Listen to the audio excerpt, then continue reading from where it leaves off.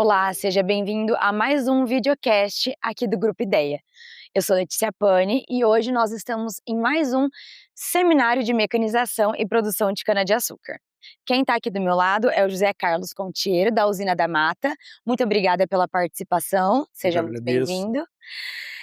José, eu vou começar perguntando o seguinte: a da Mata processou 4,43 milhões de toneladas na última safra, um número bastante expressivo, né? E você trouxe uma pergunta bem provocadora na sua palestra. Até quando é possível produzir cana no oeste de São Paulo sem irrigação? E qual é a resposta honesta para isso? Bom, a gente acredita que não.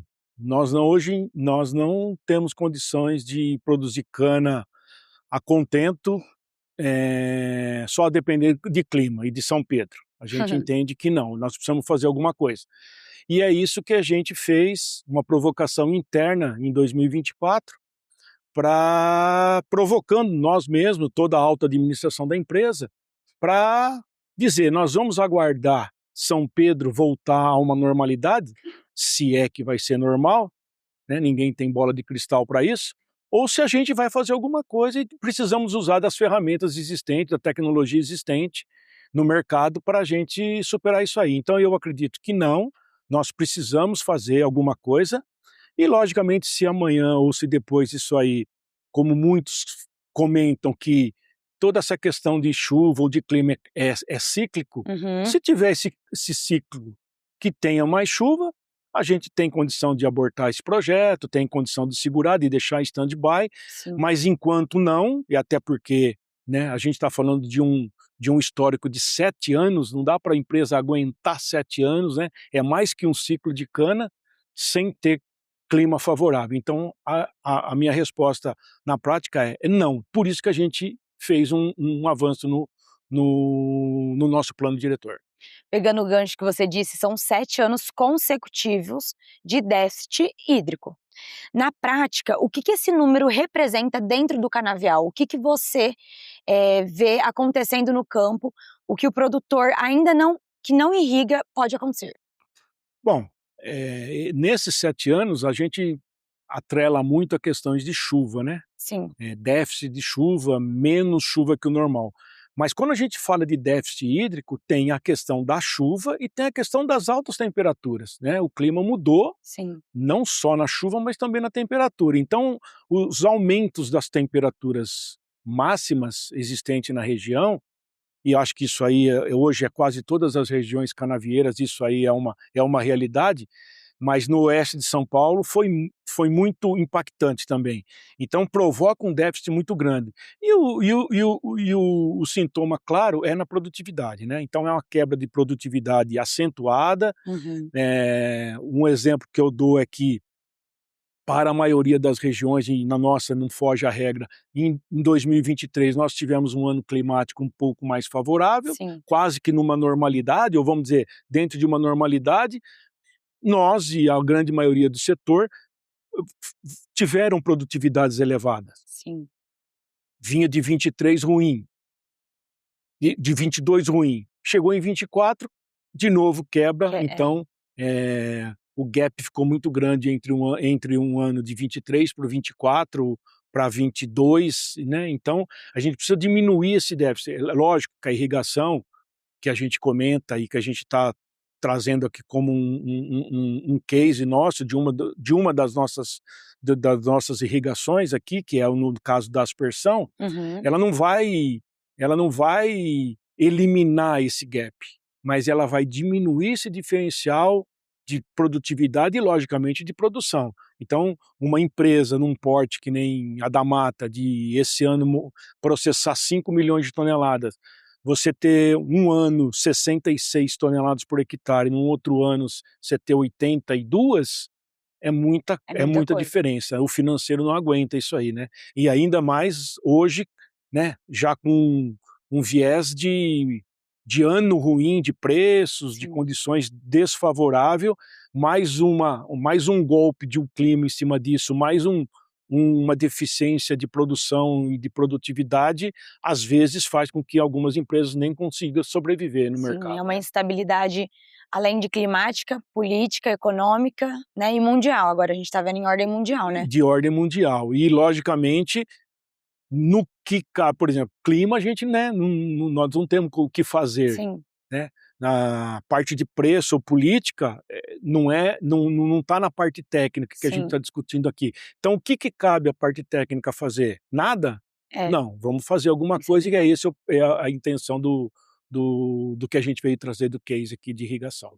Bom, existe um momento que a irrigação deixa de ser uma vantagem competitiva e passa a ser uma questão de sobrevivência da operação? Vocês já passaram por esse ponto de virada da mata? Nós entendemos que sim, né? A gente ainda tá desenvolvendo esse plano diretor, como, né, assim, esse plano diretor ele prevê um processo de irrigação via gotejamento, ele vê via pivô, Uhum, via aspersão, então é uma série de medidas de irrigação para que a gente mantenha um pouco mais estável. sim, Então, nós entendemos hoje que desse plano feito em 24, que ainda está em execução, nós temos mais alguns anos à frente para completar isso aí. E, logicamente, que como foi em 24, esse ano, o ano que vem, vai concluir praticamente o real nosso do que vai acontecer desse plano. Nós vamos atingir o que o plano foi preconizado? sim. A mais, menos, vai ficar alguma coisa a desejar? Para a gente refazer esse plano, a gente redirecionar, se for necessário, com outras medidas. Mas hoje a gente entende e estamos nesse processo que, pelo menos quando nós fizemos em 24, que os próximos 5 anos a gente teria que trabalhar fortemente nesse processo aí. Bom, com 100% das frentes automatizadas e mais de 36 mil hectares irrigados, como vocês fazem um controle do que realmente está chegando no campo versus o que foi programado? Essa foi a ideia da gente trazer para o seminário aqui de mecanização do IDEA, né? É Aham, trazer uma ferramenta de tecnologia que consiga transmitir e avaliar o que a gente planejou e o que a gente realizou, sim. e os gaps que isso pode acontecer. Então, hoje, a ferramenta que nós usamos na Adamata e que a gente apresentou aqui é uma ferramenta da GTEC que chama Hydrometer, que é Uhum, essa tecnologia que ela te dá você tem um controle das operações e você tem uma operação remota disso aí. Então, a ideia é reduzir headcount, a gente já não tem a gente já não encontra mais pessoas capacitadas para isso na região, para essa operação principalmente. uhum, Então, hoje, essa ferramenta trabalha muito remotamente. Então, um único operador, uhum, um tratorista, vamos dizer assim, um único operador, ele opera o trator, ele opera uma frente composta por 3 carretéis, um motor a diesel, um motor elétrico, e ele faz a gestão dessa frente durante o ano inteiro, uma única pessoa só por turno. sim. Fora isso, a gente tem só as pessoas que instalam, montam e desmontam as redes, Uhum, ou então as adutoras que são fixas que a gente introduziu na empresa. Então nós tivemos um investimento inicial de adutoras e também um investimento de rede elétrica para a gente sair um pouco fora também do diesel, já que nós temos uma unidade que a gente cogera, a gente tem energia. uhum, E então a gente fez esse trabalho e o resto é a tecnologia, a ferramenta que a gente usa. Essa ferramenta nos equipamentos e ela transmite ao COA, onde a gente tem um monitoramento remoto, sim. sabendo o que está acontecendo full time, minuto a minuto da operação, para ver se a gente está fazendo dentro ou fora do que foi planejado, Sim, e quanto que isso representa em termos de aderência. certo. Vocês decidiram montar um plano diretor de irrigação ao invés de reagir safra a safra, né? O que muda na gestão quando você para de torcer para a chuva e começa a planejar como se ela não fosse vir? Certo. Bom, Exatamente isso que a gente levou a provocação para para a nossa empresa e para alguns consultores do setor, para a gente desenvolver esse plano diretor. A Damata precisa alavancar, precisa sair desse gap aí. O que a gente tem para fazer? O que a gente pode fazer?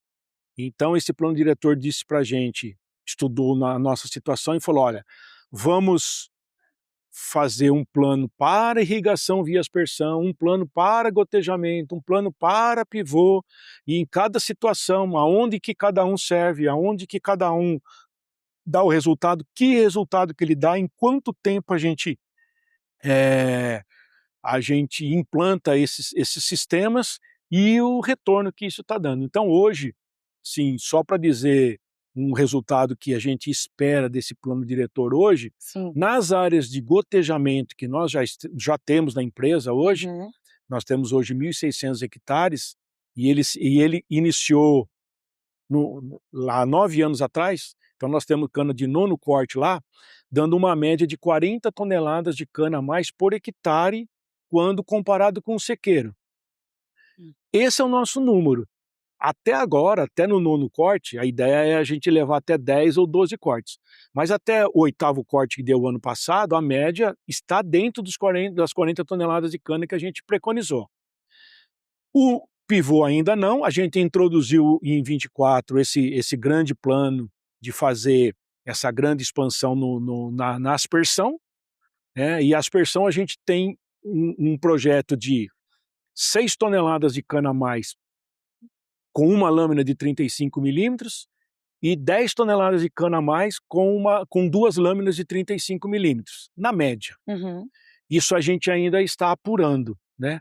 Mas hoje eu posso dizer para você assim, a gente está colhendo o que nós fizemos em 25. Sim. Agora nós vamos começar a colher o que nós fizemos em 25.